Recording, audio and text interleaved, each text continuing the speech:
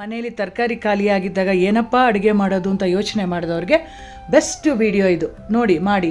ಯಾಕಂತೀರಾ, ಇದು ಬಂದು ತಮಿಳ್ನಾಡಲ್ಲಿರೋ ತಂಜಾವೂರು ಸ್ಪೆಷಲ್ಲು ಮೆಣಸಿನ ಹುಳಿ. ಇದು ಸಖತ್ತಾಗಿರುತ್ತೆ, ಆರೋಗ್ಯವಾಗಿರುತ್ತೆ, ಟೇಸ್ಟಿಯಾಗೂ ಇರುತ್ತೆ. ಜೊತೆಗೆ ಒಂದು ಹಪ್ಪಳ ಅಂತೂ ನೀವು ರೆಡಿ ಮಾಡ್ಕೊಂಬಿಟ್ರಂತೂ ಸೂಪರ್. ಮಾಡೋದು ಹೇಗೆ ನೋಡ್ಕೊಳ್ಳೋಣ. ಒಂದು ಬಾಣಲೆ ಇಟ್ಬಿಟ್ಟು ಒಂದು ನಿಂಬೆಹಣ್ಣು ಸೈಜ್ಗೆ ಹುಣಸೆಹಣ್ಣು ತೊಗೊಂಡು ಸ್ವಲ್ಪ ಡ್ರೈ ರೋಸ್ಟ್ ಮಾಡ್ಕೊಳ್ಳಿ. ಕರ್ಬೇವಿನ ಸೊಪ್ಪು ಒಂದು 2 ಕಡ್ಡಿಯಷ್ಟು ಧಾರಾಳವಾಗಿ ಹಾಕ್ಕೊಳ್ಳಿ.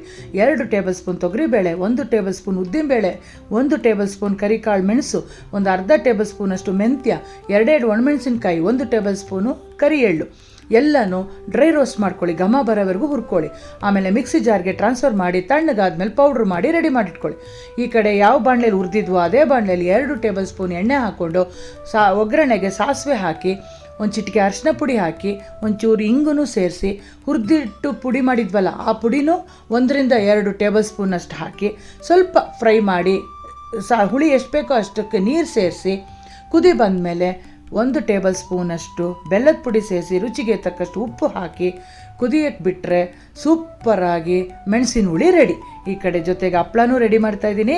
ಹಪ್ಳನೋ ಸಂಡಿಗೆನೋ ನಿಮ್ಮ ಚಾಯ್ಸಲ್ಲಿ ಕರೆದ್ಬಿಟ್ಟು ಬಿಸಿ ಬಿಸಿ ಅನ್ನಕ್ಕೆ ಈ ಹುಳಿ ಹಾಕಿ ತುಪ್ಪ ಹಾಕಿ ಹಪ್ಳನೋ ಸಂಡಿಗೆನೋ ಜೊತೆ ಕೊಟ್ಟು ತಿಂತಾಯಿದ್ರೆ ಆಹಾ, ಎಲ್ಲರೂ ನಿಮ್ಮ ಸಭಾಷ್ ಸಖತ್ತಾಗಿದೆ ಅಂತಾರೆ. ಖಂಡಿತ ಟ್ರೈ ಮಾಡಿ. ಮತ್ತೆ ಬೇರೆ ವಿಡಿಯೋದಲ್ಲಿ ಸಿಗ್ತೀನಿ. Until then take care.